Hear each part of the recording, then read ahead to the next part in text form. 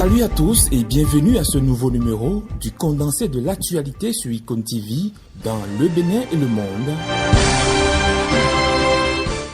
Le taux de chômage au Bénin est de 2%, a déclaré Hubin Amegbedji sur un plateau de télé. Le directeur général de l'Agence nationale pour l'emploi dit de tenir ce chiffre des statistiques de l'Organisation internationale du travail et du Bureau international du travail. L'invité de Eden TV, dimanche 22 mai, a fait savoir que le conducteur de taxi-moto n'est pas considéré comme un chômeur. Pareil pour une titulaire de master qui arrive à joindre les deux bouts en aidant un proche au marché. Selon le directeur de l'ANPE, le Bénin n'a pas un problème de chômage, mais de sous-emploi avec un taux de 70%. Des déclarations qui font déjà polémique dans l'opinion publique, notamment sur les réseaux sociaux.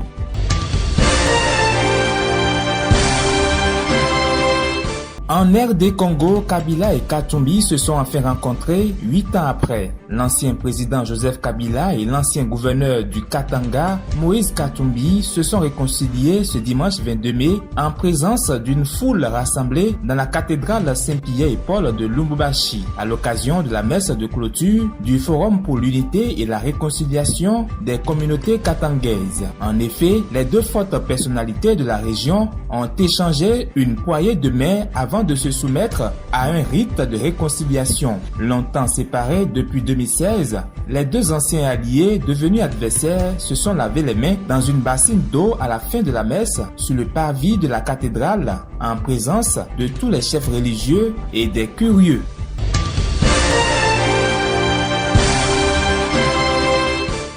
Le chancelier allemand Olaf Scholz en tournée africaine. En ligne de mire, la guerre en Ukraine et la Russie. L'Allemand est venu jouer la carte du gaz, une denrée devenue une réelle préoccupation pour les Occidentaux. Les Européens recherchent des points d'approvisionnement pour sortir de leur dépendance russe. Au cours d'une conférence de presse conjointe, dimanche 22 mai à Dakar, le président Macky Sall a promis à son hôte de se rendre à Moscou et à Kiev pour porter la voix de l'Afrique dans cette crise qui dure depuis le 24 février 2022.